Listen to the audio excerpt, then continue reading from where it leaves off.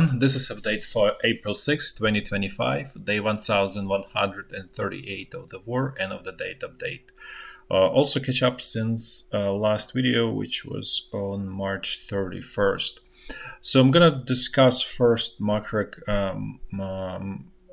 situation and situation with tariffs mostly, and then I'm gonna switch to situation on the battlefield in Ukraine.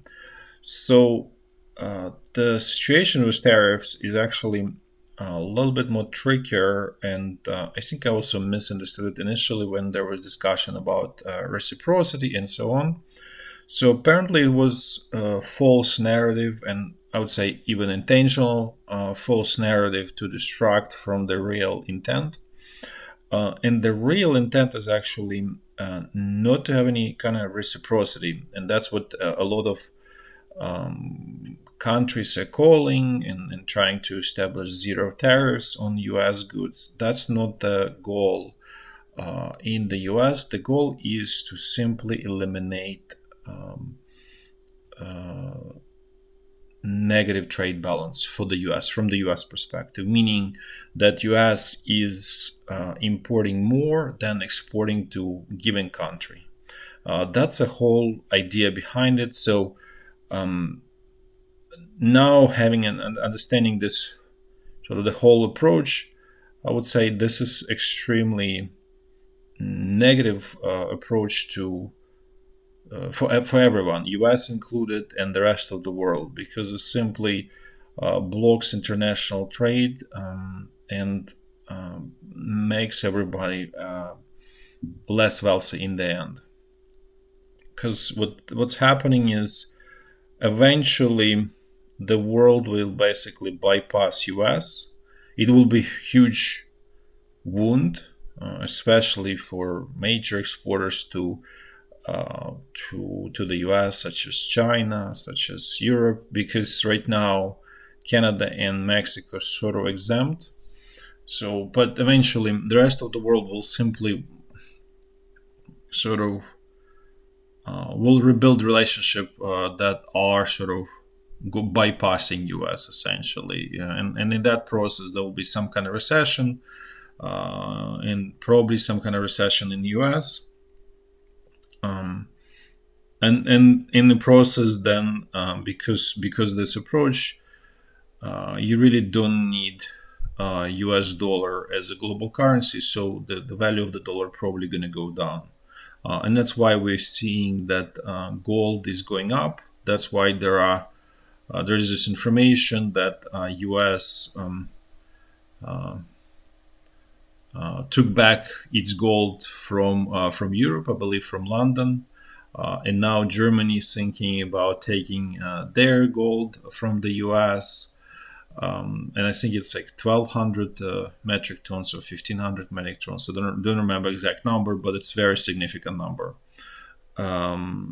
So essentially if this continues, obviously, this is a very big if, right? Because it may lead to extremely negative cascading effects in the US and around the world.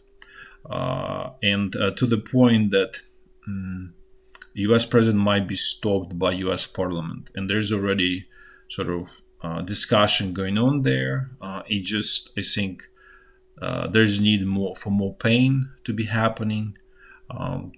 For ordinary person on the street feeling more pain before I think U.S. Parliament is going to act and essentially remove these tariffs, because this is there is a problem. There is no question about it from the U.S. perspective, because U.S. is essentially importing nation and extremely dependent on everything. But the solution to it is really through improving internal conditions, so that manufacturers want to produce goods in the US, and that will never happen. That US will be producing, let's say, like Nike running shoes or clothing or anything like that, because that's really low paid work and simply does not make sense unless US wants to go back to earning, I don't know, $500 per month in salary, or $1,000 per month in salary, because that's what really a lot of these products, that's what they pay, that manufacturing. And I think there's really poor understanding of that in the US administration. And so there is just desire through fiat to basically, okay, I want to stop it. Let's just change the situation because I want it. So this is what it looks like. What's happening? Obviously, there's going to be more pain for everyone around the world. I would say it's a very unpredictable situation. There might be shortages of things simply because nobody's prepared to pay 30, 40, 50, 60% tariffs. It's just simply not viable then. And so global producers just simply will stop exporting and importing with the US. So this is really, and I think that's what is important here, is the rest of the world still maintains their relationship. So the flow of goods is still happening around the world. And as I stated, what eventually, if this persists, will happen is that the world will just simply bypass. There will be severe injuries to the rest of the world, the same as to the US. But it will be sort of like two parallel systems in a way. This is where it may go, unless this policy changed by the US Parliament again. And then I want to quickly look at so what's going on in the US. How's the US economy sort of feeling the situation? Sorry. So first one is this is US high yield spread. So this is basically how much premium paid by US corporations. I would say lower quality corporation. High yield means it's non-investment grade, and it's basically diplomatic word for low quality companies that are not. I would say sometimes they are basically walking zombies. No, so this spread, as you can see right now, it's not spike. I mean, it seems like it's going in the direction go higher, but we cannot see clear spike here. So there is no really stress yet internally in the US financial system and among this lower quality corporates, because the companies that are going to get hit first are going to be this medium-sized, lower quality companies, and also smaller size. And however, having said that, if we look at the Russell 2000, which is exactly represents this type of companies for the most part, the price drop there is significant. It's actually in bear market, so it's down 27.7%.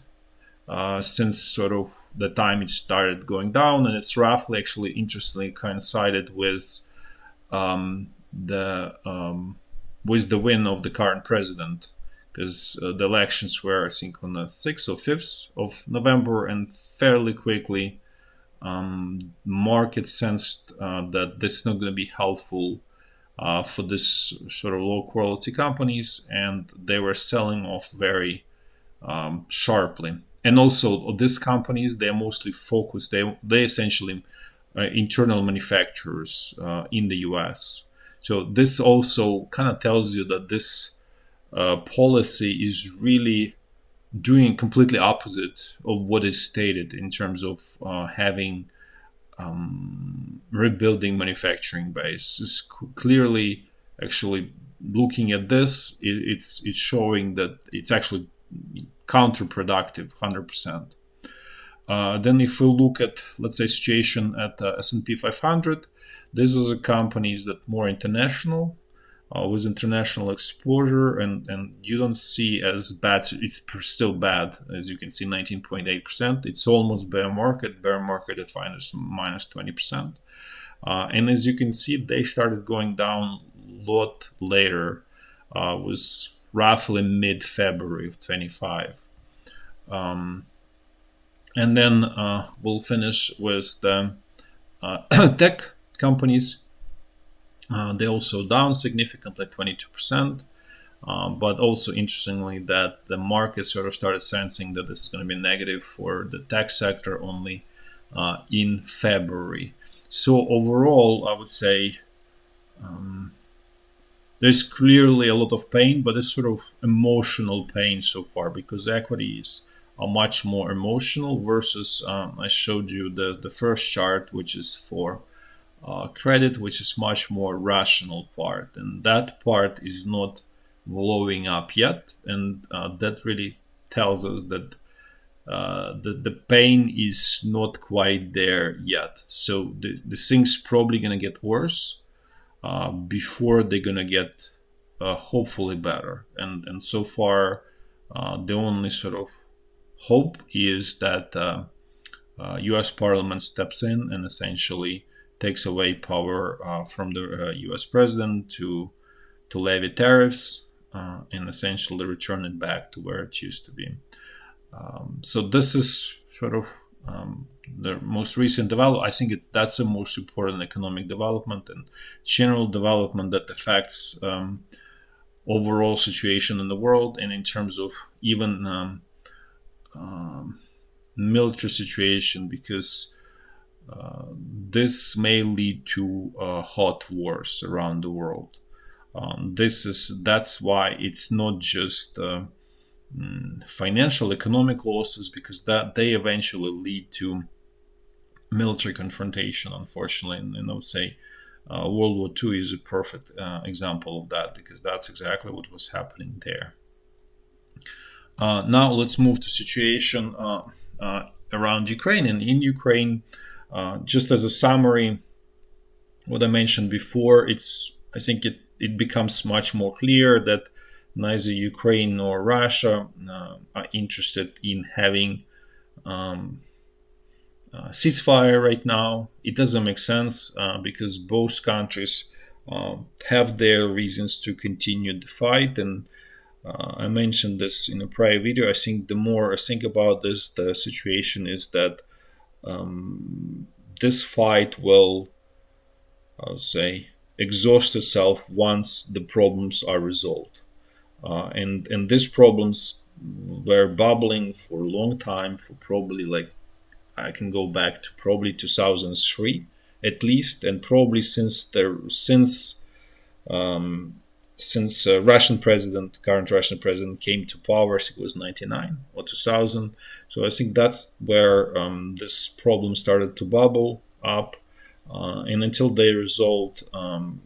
Because there were, over this time, there were all multiple attempts to resolve them in many different ways, not always sort of nice ways, and they were never resolved in terms of sort of negotiations or something like that. So these are very deep rooted problems between Ukraine and Russia, and this is, I'm discussing this just from perspective of Ukraine and Russia, because this conflict, then it has more international overlay, right? So the overlay of confrontation between Russia, China, North Korea, Iran, and the rest of the West, and at this point probably excluding US, or maybe including, it's unclear.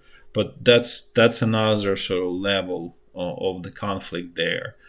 It's I would say incorrect to look at this problem just simply as one conflict. There are multiple layers to this conflict, and so the whole situation, the attacks continue, the fighting continues, and one thing is, I think, is becoming clear, is Russia is determined to capture by military force what they define as their territories, which at this point, this means remainder of Zaporizhzhia region. Also, there are plans to capture remainder of Kherson region, with actually capital Kherson, which is on the western bank of Dnipro River, and then Donetsk region, essentially Lugansk region. Russian troops, they at this point they essentially control all of it. There are also dreams on the Russian side to capture Kharkiv as another important goal, but that's really will depend on the sort of balance of power between Russia and Ukraine. But right now, I'm going to do a walkthrough in a clockwise fashion, the way I always do, starting from this situation around Kursk, Belgorod region. So, since Ukrainian troops withdrew from the Sudzha bridgehead, at this point there are sort of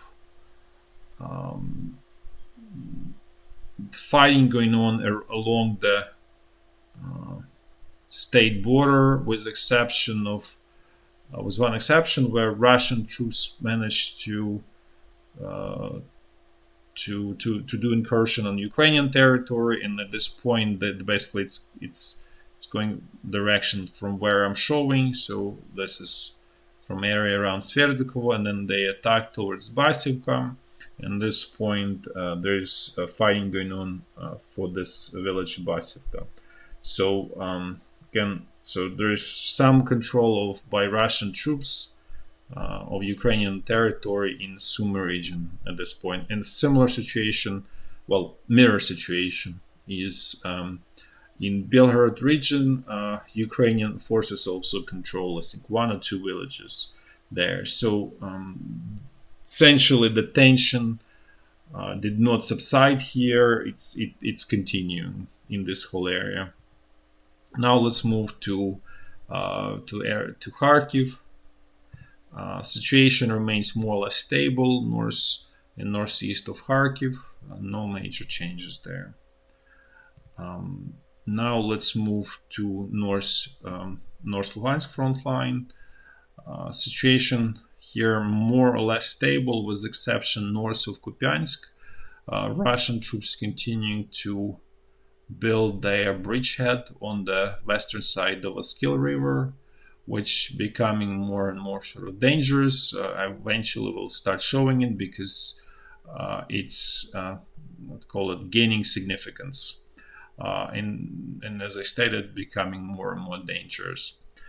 The rest of the situation here is more or less stable. Now let's move south to North Donbass front line. The northern sector also more or less stable. The southern as well, essentially stable, with exception of non-stop ongoing fighting around Chasiv Yar and then Toretsk. Those are just two main tension areas, and Toretsk is actually much more significant fighting going on there. Very strong Russian pressure, but so far Ukrainian troops are holding on there, and it's being defended by the Azov Brigade, which is 3rd Brigade, not the 12th one. Now let's move south to central Donbass front line, where things are pretty generally critical. So there is intense fighting going on around Pokrovsk, and more specifically south and southwest of Pokrovsk. There's strong Russian pressure where villages are changing hands a couple times, and I'll look more detail. There's Russian pressure straight here where I'm showing in direction of western, simply straight western direction, and there is strong pressure northwest of Velyka Novosilka by Russian troops. So let's have a look. So the villages that are changing hands that I mentioned are this Pishana, which is now again under control of Russian troops, Surchenka under control of Russian troops, and majority of Lysivka under control of Russian troops. Also, Russian troops managed to sort of a little bit advance here in sort of kind of like northern direction, but it's becoming sort of east of Kotlin. Also, Ukrainian troops lost Uspenivka, and Russian troops at this point advancing towards Novoalexandrivka. So net situation, so I would I would summarize it, got a little bit worse for Ukrainian forces. There's no major sort of impending collapse of the front line, but it's clearly that Russian pressure is strong enough to move to make Ukrainian forces retreat. Then situation south of Pokrovsk, a little bit more stable right now, but there is this strong pressure straight west from between Sribna and Kotlярivka. This is area of Russia's focus, attention. And then there is strong fighting going on between this section of the front line between Vilna Pole, and at this point Vesele lost, so it's between Fedorivka and Vilna Pole. So essentially Russian troops trying to move in a northwestern direction from here. Now let's move to Zaporizhzhia front line. And actually Russian troops become active here. There is strong pressure on this section between Orihiv and Kamyanske. It's in particular strong one towards Kamyanske.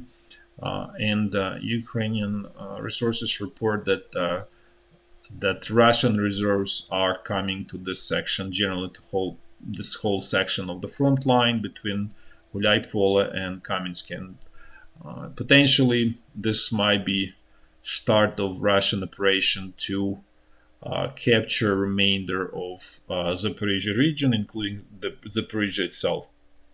It remains to be seen. I'm not saying that this is sort of main effort, but it might be sort of strong probing effort just to see how strong Ukrainian defenses are here, and in general, just to test basically Ukrainian side. But does look that there is renewed Russian effort in this section of the front line. The next one is along Dnipro River, and this situation here is essentially quiet, with Russian sort of reconnaissance attacks from time to time, where they attempt to establish bridgeheads on the western side, and so far they are failing. That's all for today. Thanks for watching, and until next time, bye bye.